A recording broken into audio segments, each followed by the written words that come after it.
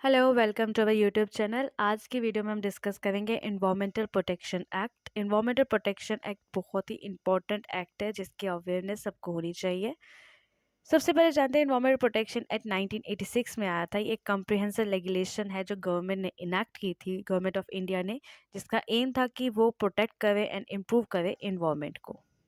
Objective of act की बात करें तो ऑब्जेक्टिव था ईपीए का कि वो एक प्रोटेक्शन प्रोवाइड करे, एक इम्प्रूवमेंट दे इन्वायरमेंट को, जो भी मैटर उसके साथ कनेक्टेड है उनमें।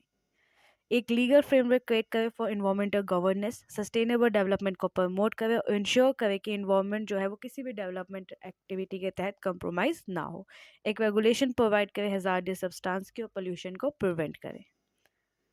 की प्रोविजंस की बात करें तो की प्रोविजन आउटलाइन करते हैं legal and procedure framework for environmental protection.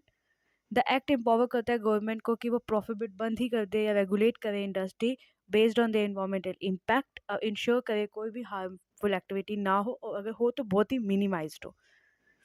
EIA यानी इन्वायरमेंटल इम्पैक्ट असेसमेंट, ये एक तरह का प्रोसेस है जो इवेलुएट करता है potential environmental impacts of A propose project before it is approved.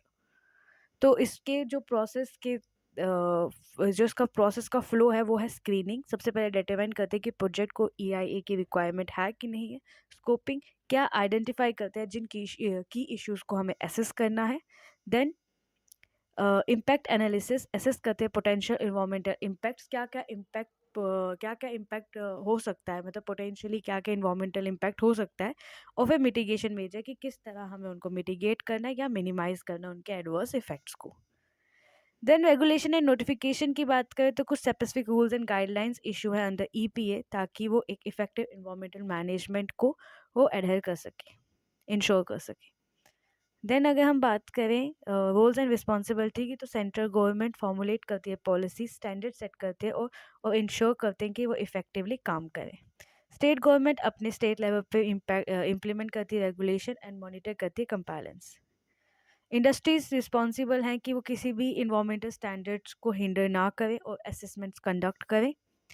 Inspections होनी चाहिए इन्वायरमेंटल अथॉरिटी से, ताकि कोई भी रेगुलेशन में गड़बड़ ना हो, इसकी जानकारी उनके पास हो।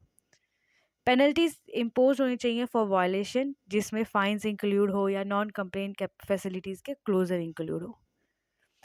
चैलेंजेस और क्रिटिसिज्म की बात करें तो एक इम्प्लीमेंटेशन चैलेंज फेस करते हैं क्योंकि रिसोर्सेज की बहुत लैकनेस है। इन्फोर्समेंट ऑफिसर्स की ट्रेनिंग जो है वो इनसफिशेंट है, और कई बार ओवरलैपिंग जर्जिकेशन आपकी इफेक्टिव इन्फोर्समेंट को हिंडर करता है। क्रिटिसिज्म की बात करें तो कुछ लोग कहते हैं कि एक्ट एड्रेस नहीं करता इमर्जिंग इन्वायरमेंटल इश्यूज को, जैसे climate change and biodiversity loss. So let us conclude this video here. तो जो EPA है, द इन्वायरमेंटल प्रोटेक्शन एक्ट 1986 का, वो बहुत कॉर्नर स्टोन है इन्वायरमेंटल गवर्नेंस का in India.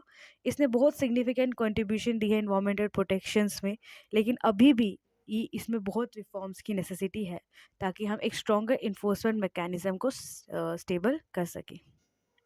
Thank you for listening. Please like, share and subscribe.